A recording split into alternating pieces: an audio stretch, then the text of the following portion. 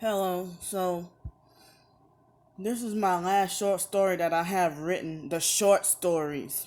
So, on my computer, um the computer camera is acting weird and the rest of the computer is just acting slow. The camera won't even load. It keeps saying error.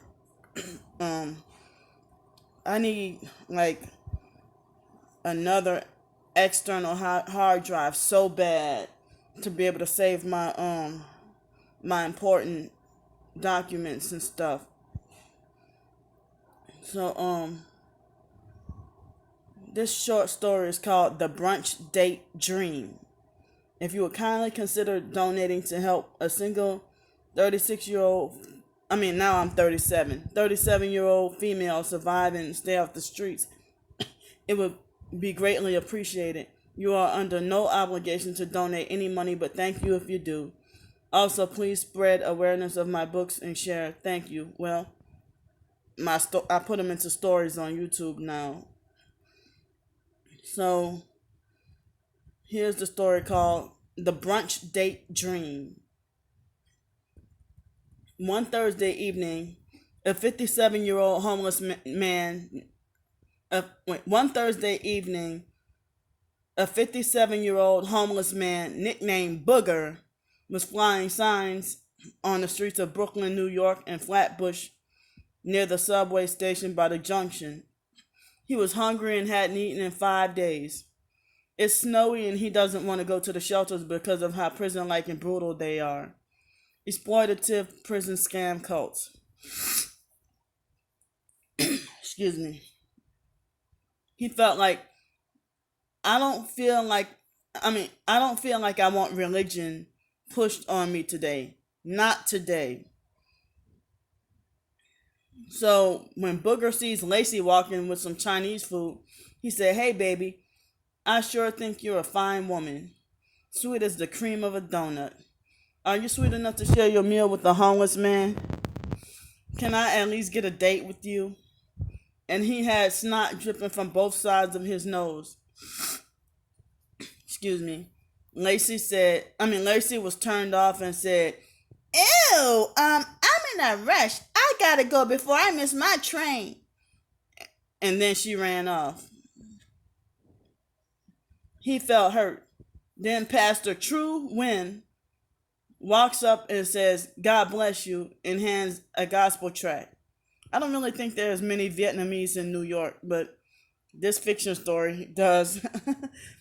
So Booger rolled his eyes and said, "No Jesus for me today, sir. I already had too much of that fake religion bullshit forced down my throat every time I go to the shelters or soup kitchens." Excuse me, y'all. Pastor Wynn was shocked and said, "I'm sorry you feel that way, sir. What's your name?" "Everyone out here knows me by Booger." Well, Pastor Wynn he said, "Well," Pastor Wynn gasped, "Booger, may I pray with you? Because not all Christians are bad." Then he quoted Matthew 6:33 and John 3:3. After that, he showed Booger John 3:16 through 18 and said, I bet those shelters and soup kitchens never showed you these, huh?" Then Booger said, "Why should I care about any religion when God hasn't fed me in 5 days and a good-looking babe just turned me down?" Pastor Wynn said, "Read these scriptures again, sir." "Read these scriptures again, sir."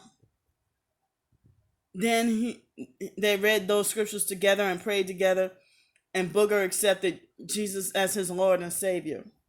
After that, a woman more attractive and more exotic than Lacey named Brooke walked up and said, "Hello, you two. I saw what happened and what Lacey did was wrong.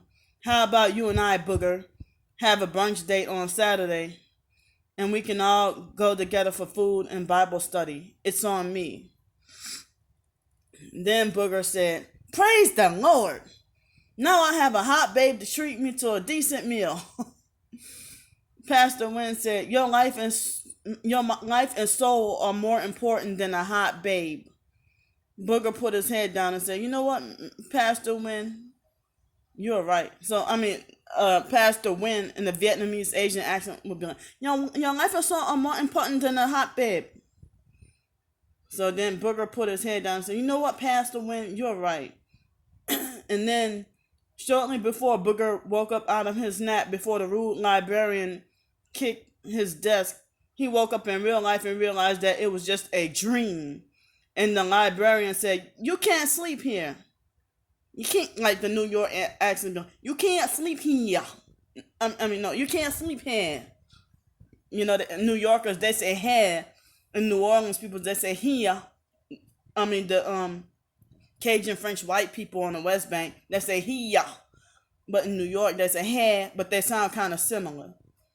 After that, Booger went to the nearest church the following Sunday and saw Pastor Wynn, Brooke, and Lacey in church for real, worshiping God. The same people who were in his dream during his nap at the library. End of story. This was written on August 19th, 2020.